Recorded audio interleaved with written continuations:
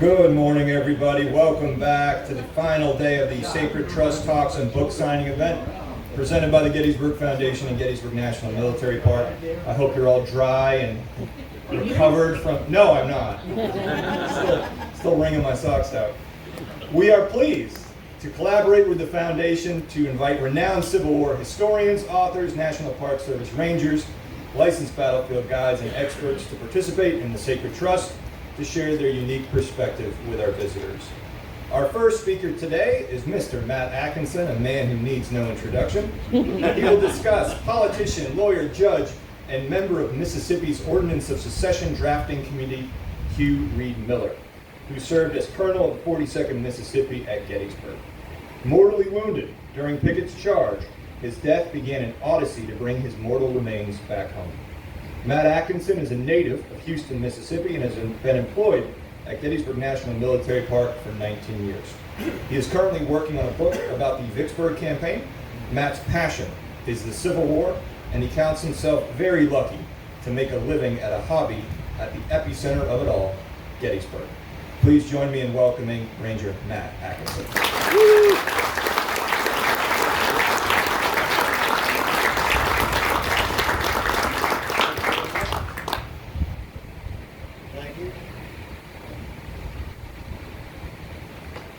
Y'all to know now, I'm a little bit shorter than Chris, so we gotta do something here.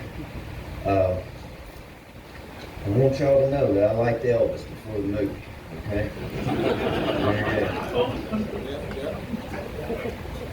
But I'm still not the biggest Elvis fan.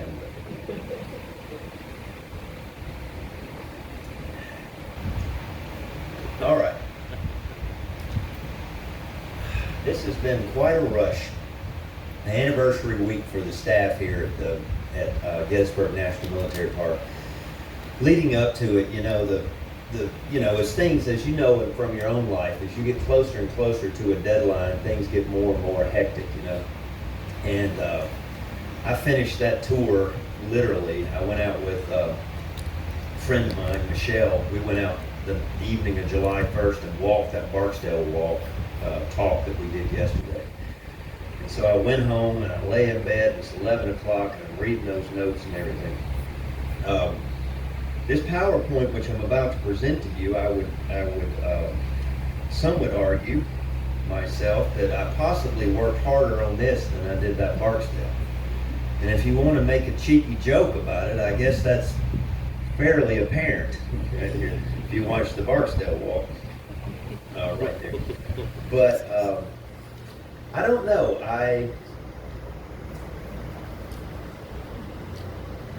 just found the story of Hugh Reed Miller to be compelling. And I guess that the reason for that is in part because I now have kids myself. And a lot of you, majority of you probably have kids or have grown children or whatever, some grandkids probably. It changes your life. It changes your perspective on how you look at things. I mean, you value life in a totally different vein or so forth. And so when I was rummaging through, I forget why I was in there, but I was in the 42nd Mississippi folder here at the park, and I ran across this batch of research that was put together by one of the descendants of Hugh Reed Miller, and our former librarian who is giving us, the park and future generations of rangers, a lasting legacy. A gentleman by the name of John Heiser was good enough to save this stuff. And the documents which we have, what I'm saying is we have a fantastic research center. And I know it dates back before John, and it will go after John right there, but he did a phenomenal amount of work while he was here. And one of the things that he accessioned is the word, were the papers or the documents of this program you're about to see. So anyway, to wrap up the introduction here, the 15-minute introduction, old Matt's about out of gas. Well, I'm going to empty whatever I've got left in the tank, okay? And give it all to you. I have this little thing right here. the kids and I went to Mississippi a couple weeks ago, right over there, and they presented me with a Father's Day gift in Fairfield, Virginia, at a service station, filling station. You don't hear that too much anymore. And I opened it up, and it turned out to be this, yes, it's called a what? Necklace fan. Okay, did you want to come up here and describe it? No, you didn't want to come up here. Not much for that. But anyway, they said, Daddy, we want you to be cool. And they don't know why that's funny.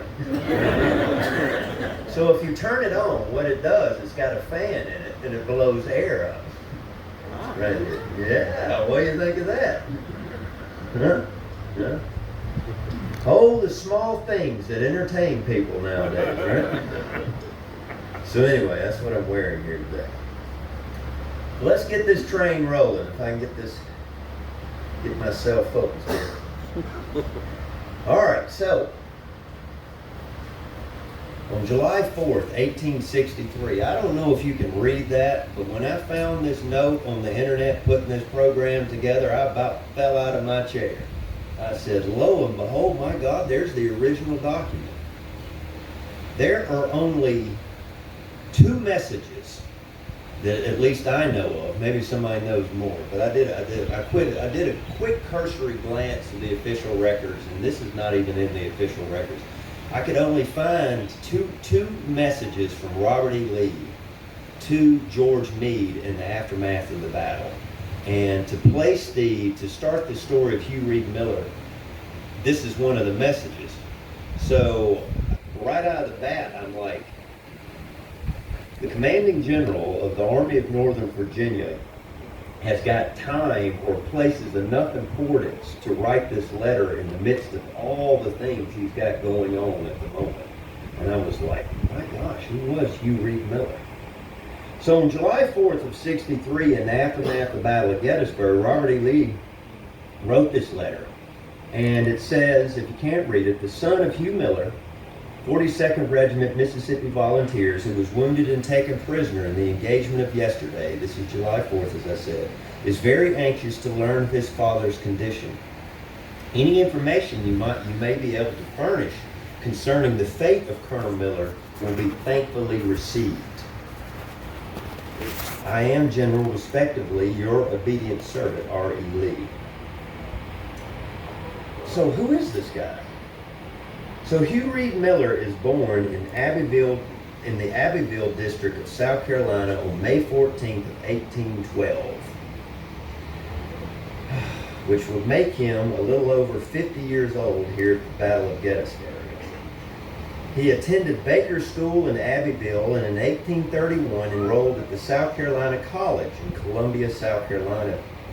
He graduated in 1833 with his A.B. degree. I'm not sure exactly what that means, but A.B. degree, and returned to Abbeville in the fall of that year to study law, becoming clerk to future South Carolina Governor Patrick Noble. And once again, I'll always like to have first here at the battlefield of Gettysburg. I assure you that this is the first time in the history of Gettysburg National Military Park that there has been a picture of Governor Patrick Noble displayed. In mid-1835, Miller briefly resided in Selma, Alabama, but after that he went to North Mississippi. And if I say Mississippi, you will excuse me, it's an old habit. The area had just been acquired from the Chickasaw Indians, which is actually the name of my hometown county, right there. But he settled in the county above, which is Pontotoc County. If you ever were to go home with me, you will see all kind of Indian names all across the landscape, especially the streams and so forth. Some of them are very odd to pronounce. And when he moved to Pontotoc, he established his own law practice. Now, Miller ended up marrying Susan Gray Walton of Cotton Gin Port, Monroe County, which is basically to the east of Pontotoc County.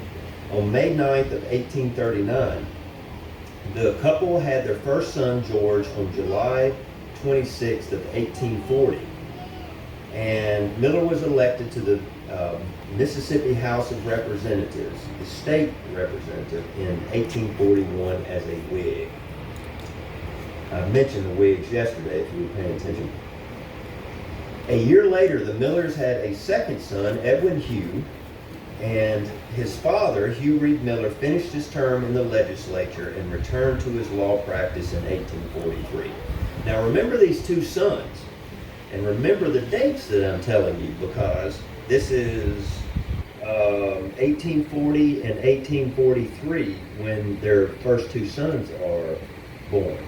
And so what you need to figure out right now is do a little math. What is 1860 minus 1840?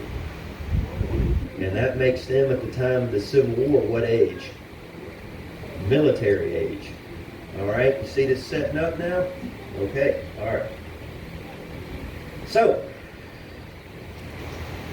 in July of 1845,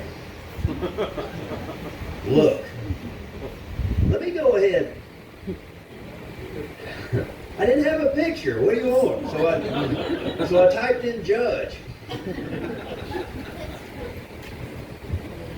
Told you I worked hard on this program, huh?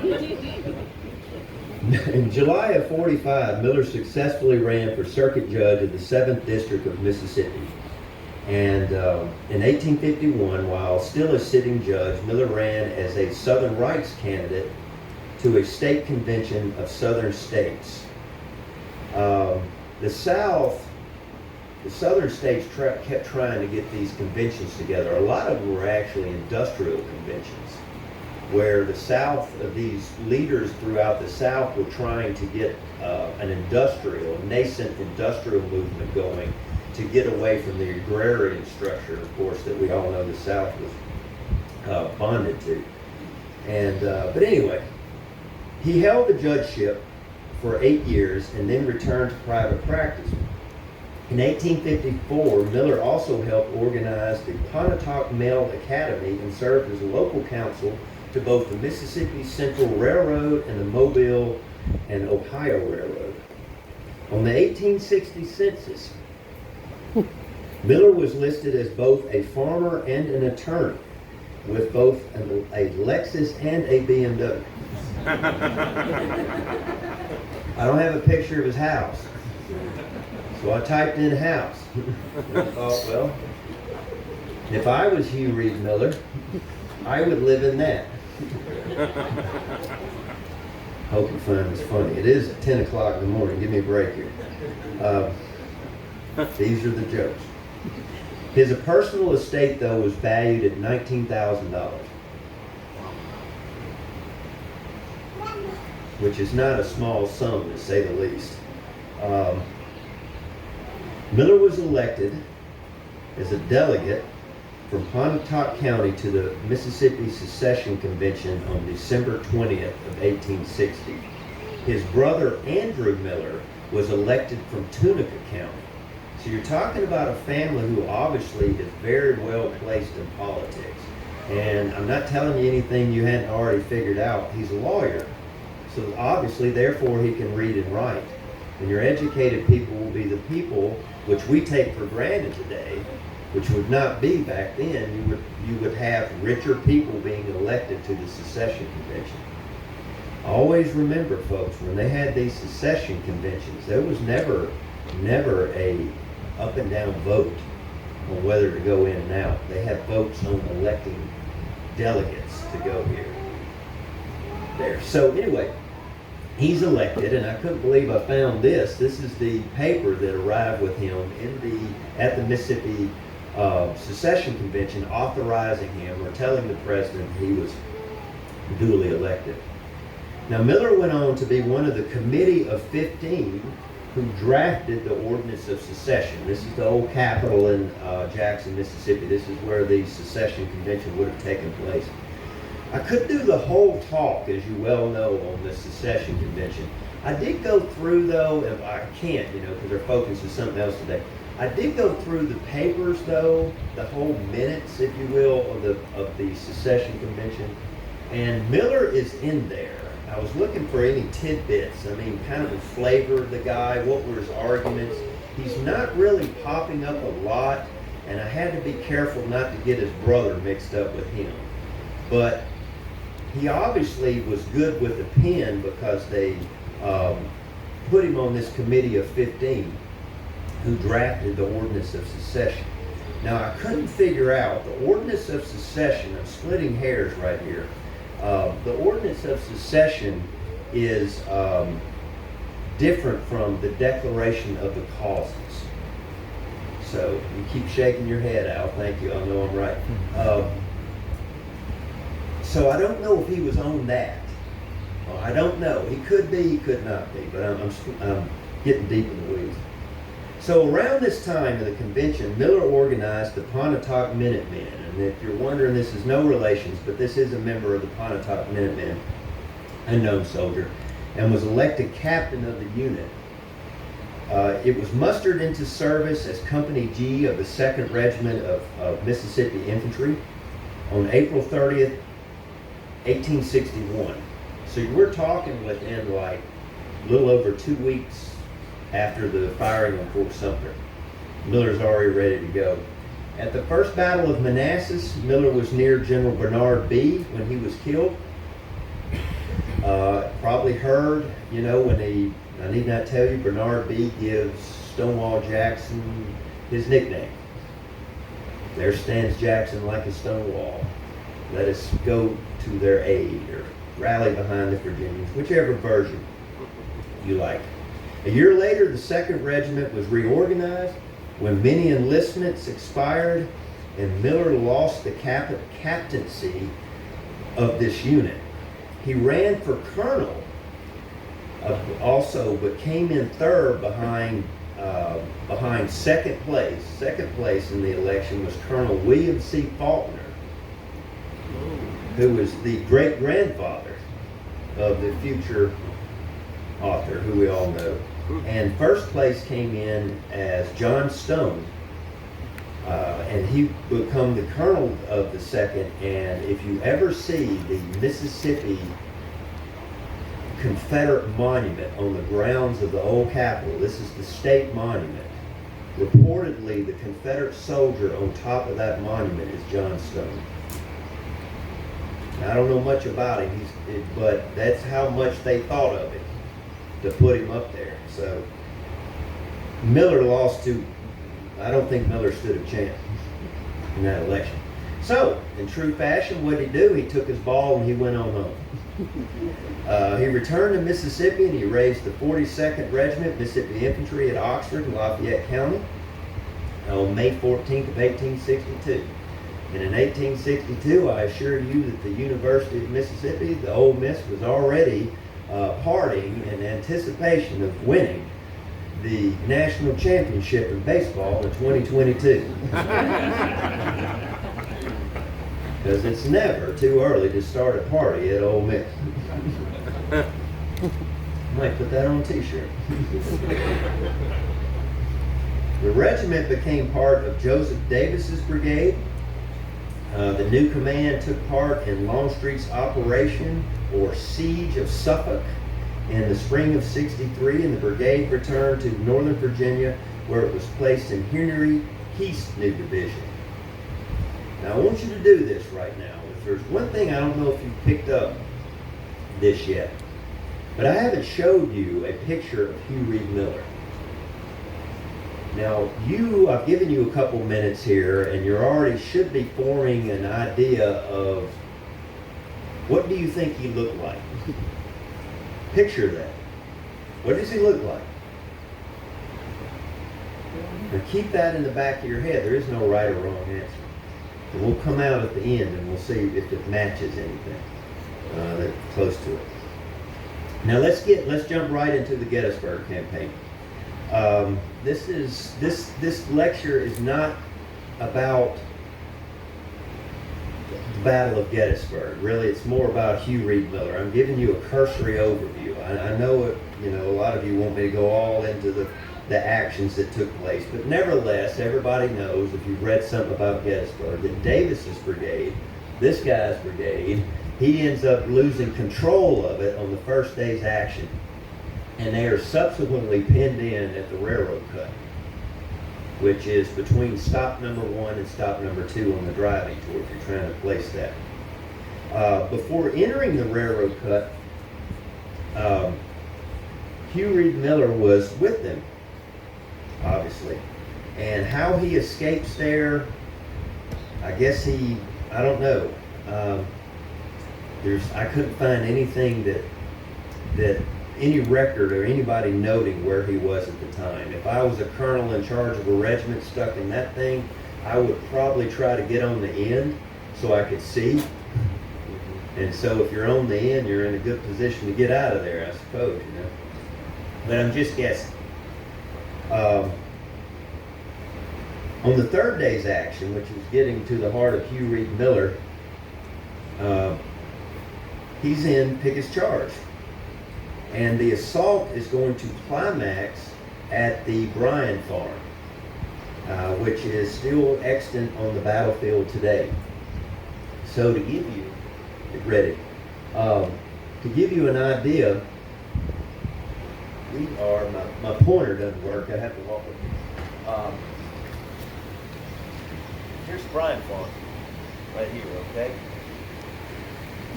Oh, it's hard. How about that? All right. The smallest things are the best entertainment. Confederates start over here, they're going to end up over here.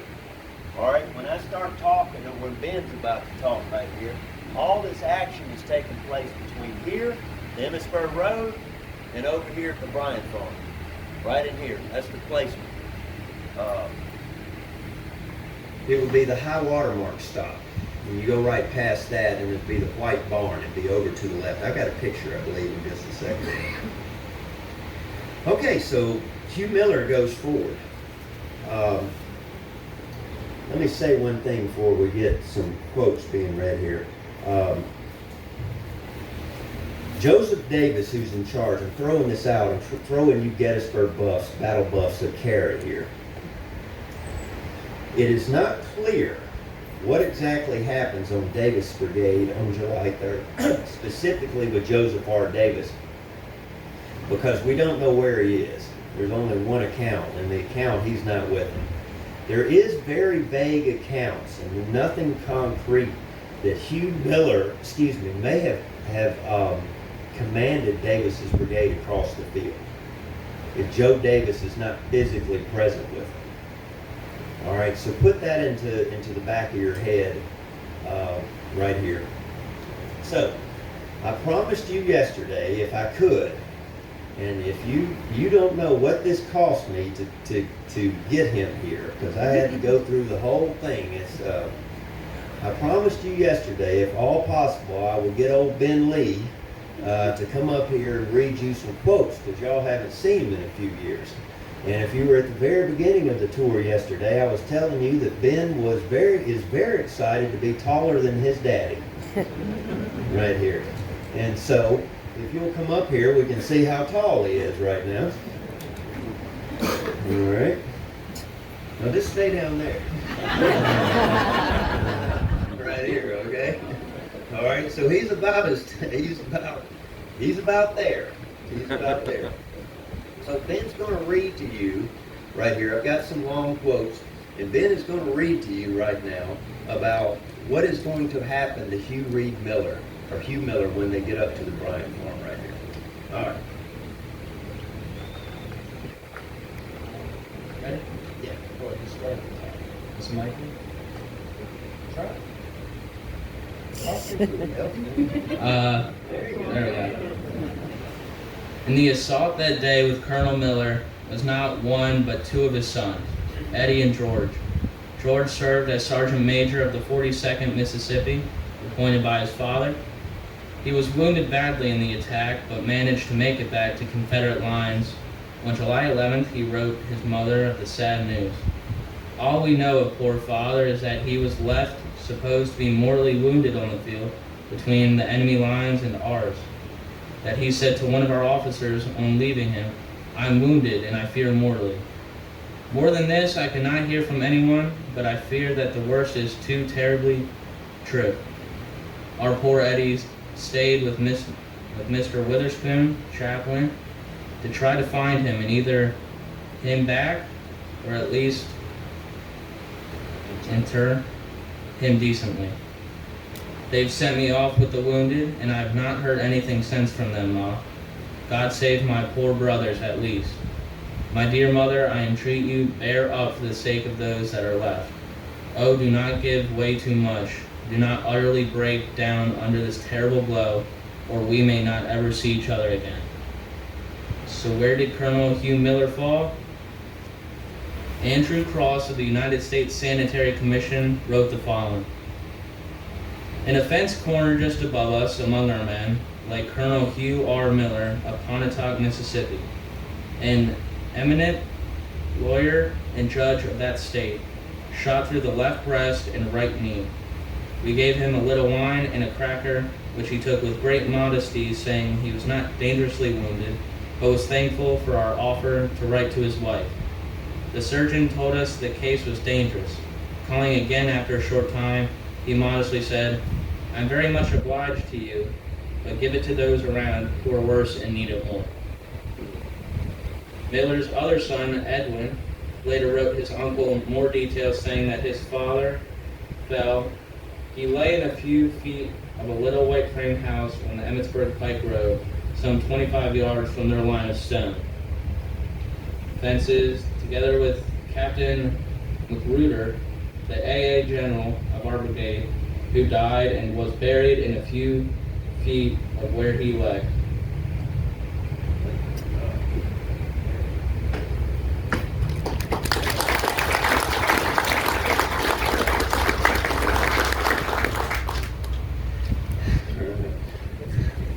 Ben can read. Make him a captain. Yeah, make him a captain. Yeah. Make him a lawyer. Get that house right there. Now let's take a moment to back up from what he just said right here and wrap your head around what is occurring right now. Edwin Miller, who I've mentioned, was the son of Hugh Miller, or Ben mentioned, with permission, stayed behind after the Confederate Army pulled out and was intentionally captured. He was intentionally gave himself up so he could go into Union lines and try to find his father, because obviously the Bryan farm is in Union lines. And can you imagine that happening in today's world? Now back to his father. The colonel was removed to an unknown Second Corps hospital where he lay under, quote, a large shelter of oilcloths. That's oil. And was treated by a Dr. Mall, M-A-L-L, of the 1st Delaware Infantry. And here he remained until July 8th. During this time, Colonel Miller was doing well, suffered no pain from his wounds. However, Edwin did note, quote, the surgeon told me that secondary hemorrhage was to be feared, but if it did not take place, he would recover. His appetite was very good, and he seemed to enjoy his meals and his smokes afterwards. On July 8th, by his own request, he was moved via ambulance to Gettysburg College, and he stayed there 2 days. And during that time, Edwin heard there was a Southern sympathizer in town by the name of a Mrs. Mary Myers, who lived on Chambersburg Street. This would be about where the restaurants are in the middle of Chambersburg Street in there.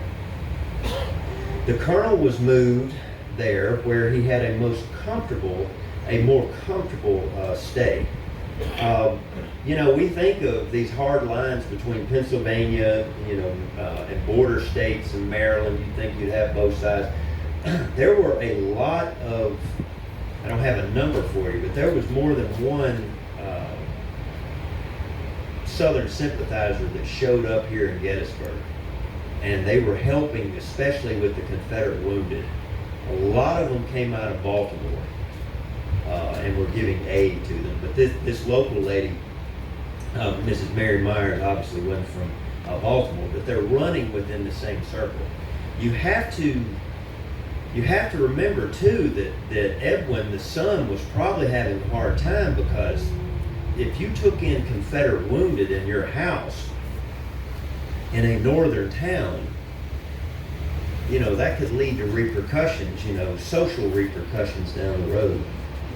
So I'm sure that was a big relief to both son and father.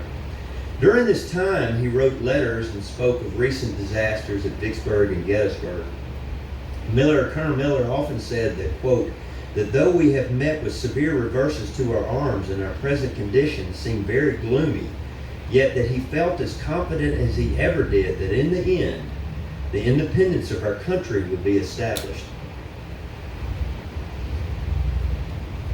The condition, quote, the condition of Mississippi seemed to weigh heavily on his mind, and it seemed to oppress him. On July 16th, it all came apart. After a hard cough, Miller began to hemorrhage out of his left lung. He began to have pain. Morphine was applied. This seemed to make him more restless. Edwin continued. On the next day, he was seized with another hemorrhage whilst I was giving him a glass of water, and it was almost impossible to stop the flow of blood. He now began to sink rapidly. I put this, as I said at the beginning of the program today, it's a different vein, I can't imagine Ben sitting over here and sitting at my feet right here, and I start bleeding. I mean, can you imagine being in that room right there? And Edwin would write, I saw now that my dear father was passing away, and the tears I could not restrain from falling on his forehead, and it woke him. And the tears on his forehead. And seeing me crying, he put his arm around my neck and said to me, my son, be calm, be quiet. It went back out, yeah. Isn't that totally like that generation though? The regimental chaplain was summoned. And that's the last thing. When I found this guy's picture, that was the last thing I thought he looked like. And Mr. T.D. Witherspoon, the two men knew each other. Witherspoon would later write that Miller had been grappling with his belief in Christ. And this made his wife very nervous, and she pressed the Reverend to minister to her husband. The two men subsequently had several conversations, and in the last, according to the Reverend, right before Gettysburg, he professed his faith, but according to the Reverend, quote, he said, but still I feel so unworthy. Witherspoon was summoned to the sick room, and when he entered, Miller's face, quote, brightened up with that joyous smile of his, and evidently summoning all his energies to tell me something which he was anxious to communicate, but his lips were already sealed with death. He couldn't say it. He couldn't tell whatever he wanted to say. He couldn't get it out. Miller tried to write something, but was too weak. Quote, not a moment was to be lost, for the life current was ebbing with every breath. I bent over him and I whispered in his ear, shall I trust, Colonel, that her prayers are answered, that you died happy, trusting in Christ? A smile spread over the ashy face, and the eyes kindled once more with a glance of intelligence. The lips slightly moved, and the head gently nodded assent. And then the eyes closed, and the pulse almost instantaneously ceased to beat. And over that cold clay lingered the smile which was the last words he ever on earth had awakened. It was 11 o'clock in the morning on July 18th, 1863.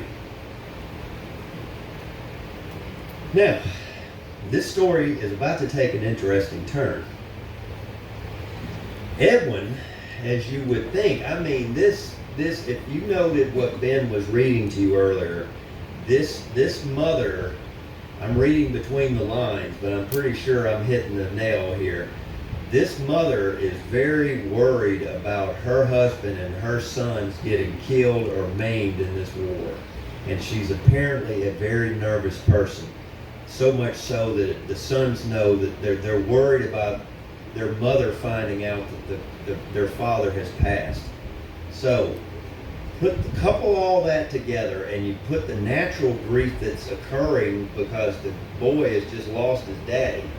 And, you know, if you get Robert E. Lee to write a letter in the middle of a battlefield with all these casualties, can you imagine what kind of shape Edwin was in to make Lee write that letter?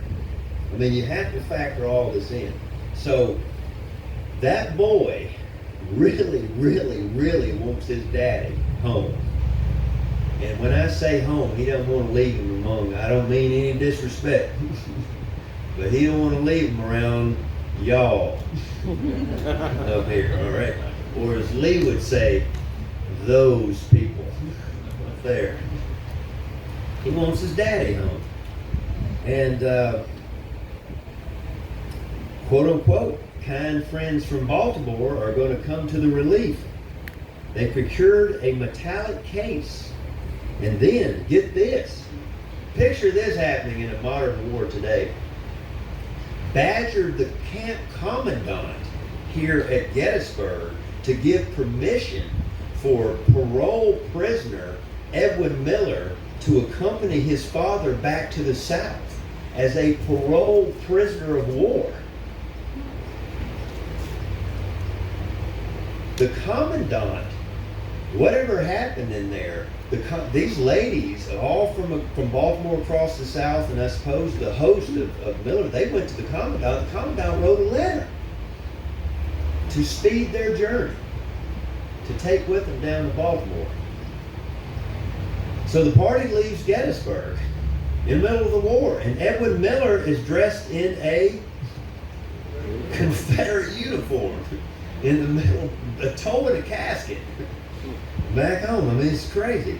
With Chaplain T.D. Witherspoon and the mortal remains of Colonel Hugh Miller. Upon arriving at Baltimore, the Union officer was presented the note to General Shinks, if I'm pronouncing that right, adjutant, and Colonel Fish. I couldn't find a picture of him. That's the general, though. And it asked for help. Fish first asked about the whereabouts of the body, and then ordered it to be buried promptly. Of course, the son, Edwin's standing there. This is in some hotel in Baltimore, in downtown Baltimore. And this Union colonel, this adjutant there, is saying, well, just go bury him. And that boy went to pieces once again inside that hotel with this adjutant. And he burst into tears. And so this colonel had mercy on him again. Once again, he gets a break, and the body was instead temporarily placed in a vault. I couldn't find which vault it was. Now the question became with what to do with Edwin and the chaplain, because you got two Confederates in downtown Baltimore with a dead body. The reply: let them go down to the guard room. Okay? Go down to the guard room. And then they called somebody and said,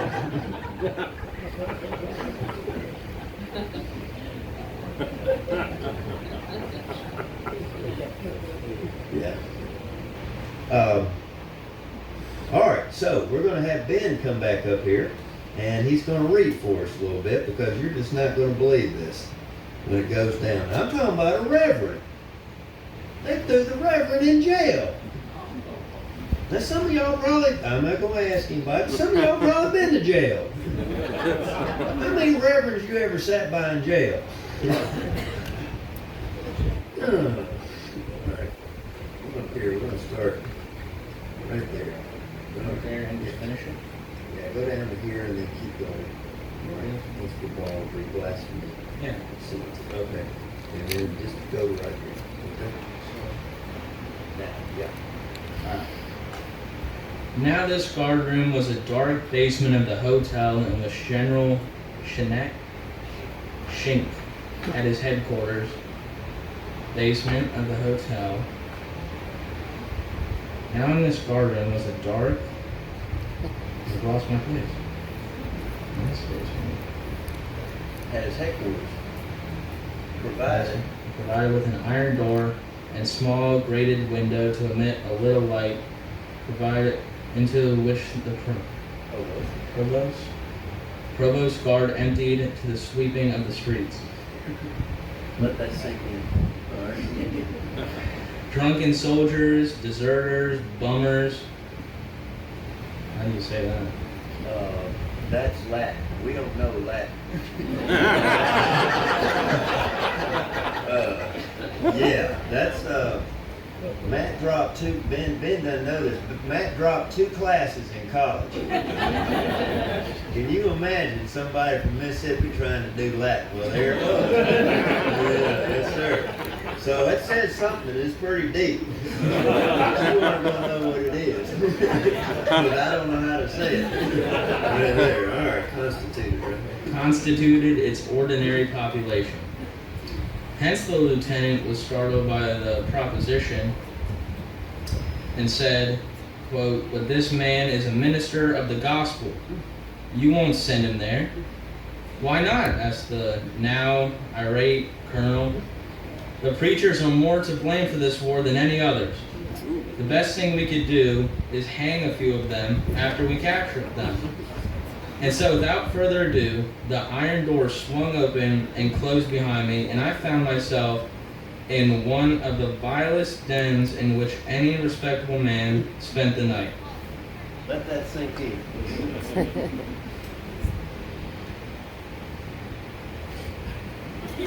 It's embarrassing for y'all. Let's go ahead. Tell them what happened down there. The ribaldry, blasphemy, obscenity of those poor, half-drunken creatures was horrible. But not only so, there were among the prisoners 1 or 2 stalwart Baltimore roughs, Irishmen whose sympathies were with the South and who, true to the open-hearted instincts of their motherland, were to the arbitrary. Yeah. Not arbitrary. Arbitrament Of battle. And so every now and then some drunken federal soldier would cry out amidst the darkness, "I can whip any man who is for Jeff Davis." And from across the room would come an ominous echo out of the darkness, "Hurrah for Jeff Davis." About the center of the room, partaking at first of the character of a fisticuffs between 2 and then of a general melee, with the idea of wherever you see a head, hit it, and a very painful foreboding that your own head might be the next to attract the attention of some accommodating belligerent.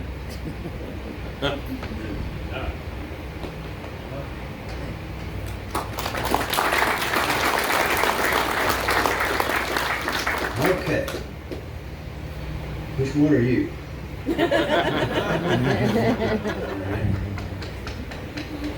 This is Aubrey. This she just told me right here. Okay? Yes. Right here. And boy, am I on a steep learning curve here. You better not ever end up in the basement of a hotel in Baltimore, let me tell you.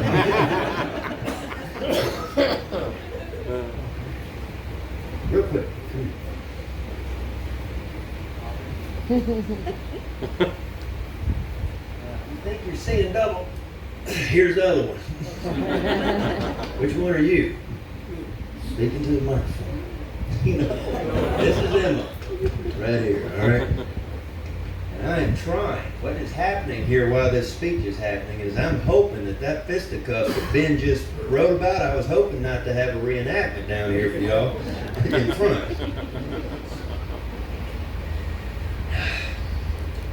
Okay, so after barricading himself with bodies of drunken soldiers, needless to say, this guy was glad to see the sun come up. And Witherspoon was sent to Fort McHenry, yes, that fort, where he was graciously sent on the first truce boat to Fortress Monroe, and to wait. While he's there a day or two, an order arrives before he can make Confederate lines. He's almost home. And before he can make Confederate lines, an order comes from Fort McHenry, and back to Baltimore he goes. Finally, he got exchanged. Why the chaplains and the sergeants were held by the United States government is one of the great mysteries in the aftermath of the Battle of Gettysburg. But they detained those men. They detained the doctors and the chaplains, and basically were medical personnel at Fort McHenry. And that was not custom. And they didn't like that, to say the least.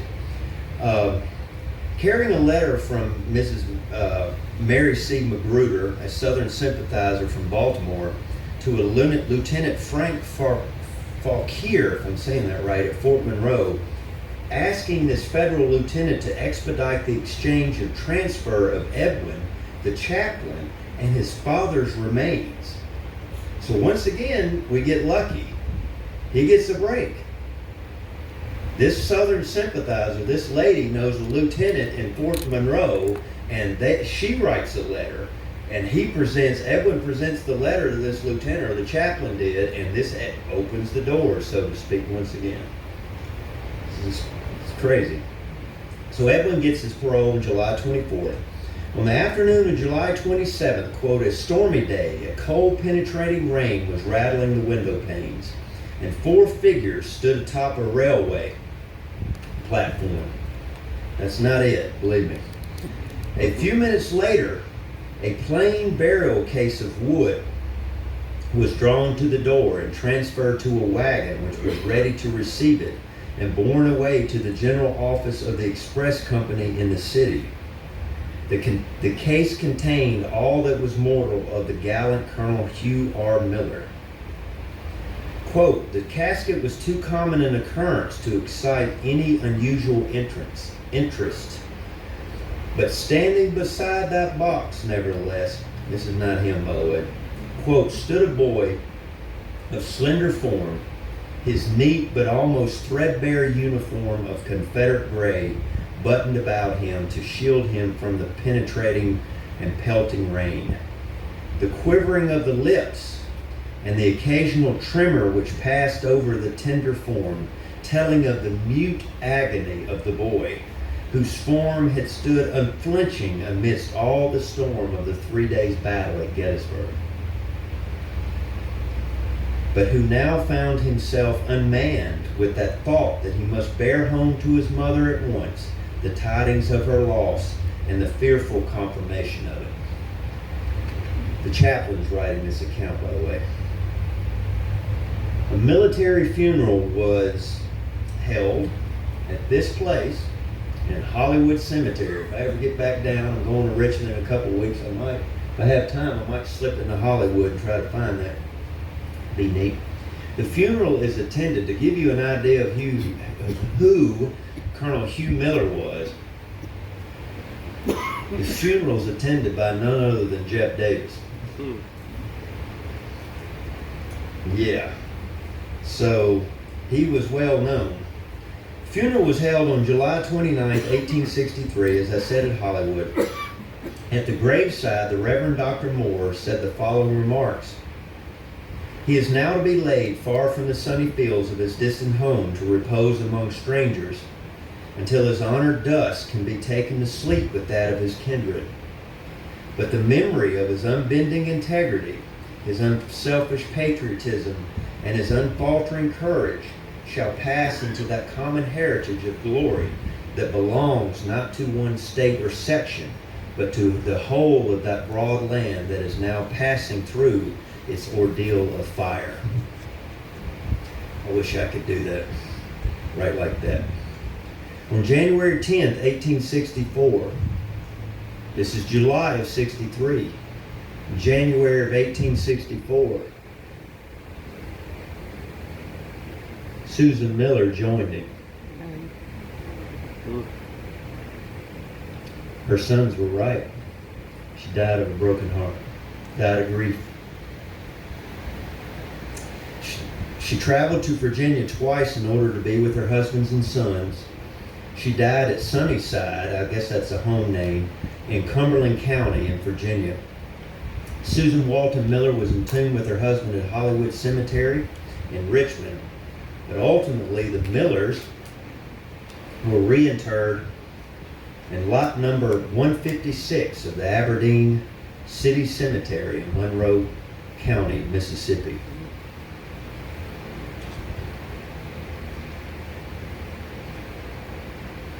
Right there. Yeah. It's pretty neat. Now for the conclusion. All right, ladies and gentlemen. Imagine, how does Hugh Reed Miller look? What do you imagine? There's no right or wrong answer, right? I have one of the great things about working here at Gettysburg National Military Park, as you well know, is that there is no other battlefield that is studied like this. And one of the great things that we have, one of the great assets that we have at this battlefield is the licensed battlefields guides that we have, the LBGs as we call them behind the scenes right here. When I needed a picture of Hugh Reed Miller, I instantly thought of an LBG named Bob Gale, who likes to visit. He is trying to visit every officer's grave from the Battle of Gettysburg, and he has visited a ton. And I said, Bob, man, I said, I need a favor. I won't repeat what he said, but it's not a fair company, but thank you. Yeah, you know Bob, Wayne. But he goes, I think I saw a picture of him. I had to think about that. And only in Gettysburg. You weren't going to get one. But I didn't know where it was. I couldn't find it, And he came back to me a week or so, later, and he says, I got it. I knew I'd seen it somewhere. He goes, it's an issue, if I remember correctly, I think I'm right, issue 35 of the Gettysburg magazine. All right, and I said, yes. And I hugged him, which he didn't like. But I felt like it anyway. There he is, right there. Now, does he look like anything like you thought? Ladies and gentlemen, in conclusion, I've often said that the thing about the Battle of Gettysburg is we know so much about the Battle of Gettysburg. It's the stuff we don't know that I'm really curious about. I doubt that this story was repeated. If you can find another tale like this where they actually actively took a body from Gettysburg and got it entombed in the South in the same month that the Battle of Gettysburg is done, I'd like to hear about it right here. But how many times, my point is, how many times did the story that I just told you play out similarly on so many different levels? And on the North too. How many of these families were stricken with grief? How many family members how many families were never the same? That's the internal, inherent sadness of Gettysburg. And it's something, I've been here 20 years, it's something that I hope I never lose sight of. That these people were, and I try to drill this in you every time I go out there, that these people were human beings. They were not minions. They're not robots. They're flesh and blood, and they're only human right here. And so therefore, they mourned. They mourned. Thank y'all very much. I appreciate it.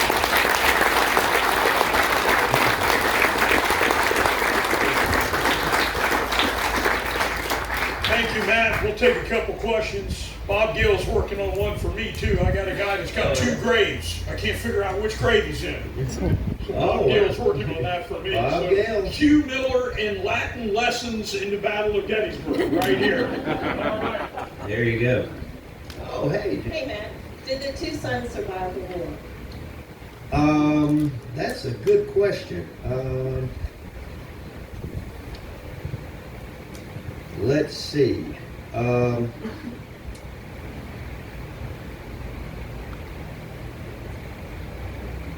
Yes. I'm getting mixed up here because one of their first cousins did not survive the war. Their first cousin, which I guess would be Andrew's son if I had to guess, but yes, they do survive. And of course, they will be instrumental in getting their father's remains back to Aberdeen. That's a very good question. I should have pointed this out too. In 1861, I had this written down. George was 20 years old and Edwin was 18. George is the one, I don't know how well it came across, but George is wounded here at the Battle of Gettysburg, Pickett's charge also. And so he's taken out with the wagon train. So what Mrs. Miller was set up with is the first son that came back to Virginia first, reported the news that her husband, their father, had been wounded, but Mrs. Miller did not know the ending until the body arrived in Richmond, so she had to linger in no man's land, so to speak, for almost a month. All right, other questions? Oh, thanks. Sorry. No?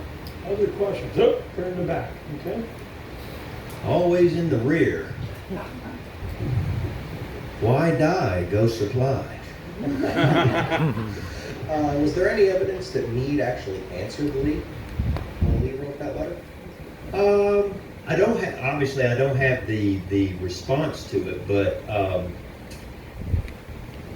he took care of it. That would be the first thing, is probably Meade just turned to his adjutant and said that, we're going to get this boy in here and we're going to parole him or whatever. And that probably expedited everything that was going on, because immediately Edwin is with his father. He's out there at the Bryan farm, and probably, I suppose they'd evacuate him. How he found him, I don't know, but he finds him at that Union hospital almost immediately. He's never in the bullpen, as I say, in the prisoners and so forth. It's remarkable, it's always remarkable to me, sir, the paradox of how mean we can beat each other. I mean, war's just mean, just this, that's humanity at its worst is what war is. And then on the other hand, 24 hours later, you're trying to give help and refuge and so forth. Yeah, if me got a letter from Robert E. Lee, he'd notice it. He'd notice it. All right. You got time for maybe one other? Back there? Back there? Oh, okay. Just as a side note, AB is the same as a BA. It's just the Latin term. So if you graduated many, many generations ago, they wouldn't have given you a BA, they'd give you an AB, and you can just... Well, I want you to know that I always wanted to go to one of them schools where they give me a piece of paper that I couldn't read. Guess what? She didn't want you to forget, so she gave you a piece of paper. Oh, okay. There you go, right there. All right. Let me tell one more 30-second story that's unrelated to, but about George Meade and Robert E. Lee. When the surrender of Appomattox, after it was all over with, I believe it was the next day, all these gawkers and onlookers and well-wishers and just soldiers in general were coming by the headquarters of Robert E. Lee because they wanted to get a glimpse of him. And this was both sides. You'd have Northern soldiers coming up and looking at him from a distance. And none other, riding up to Lee's headquarters, was none other than George Meade. And Lee was not receiving people at the time. His staff was keeping them away, because Lee was not in a good mood. And when he saw George Meade, when he heard that George Meade was out there, Lee emerged from his tent. He walked out. And while Meade was dismounting, Lee walked out to him and was shaking his hand. It's so good to see you, George. Where did you get all that white in your beard? And George Meade looked at Robert E. Lee and he says, well, you have something to do with that.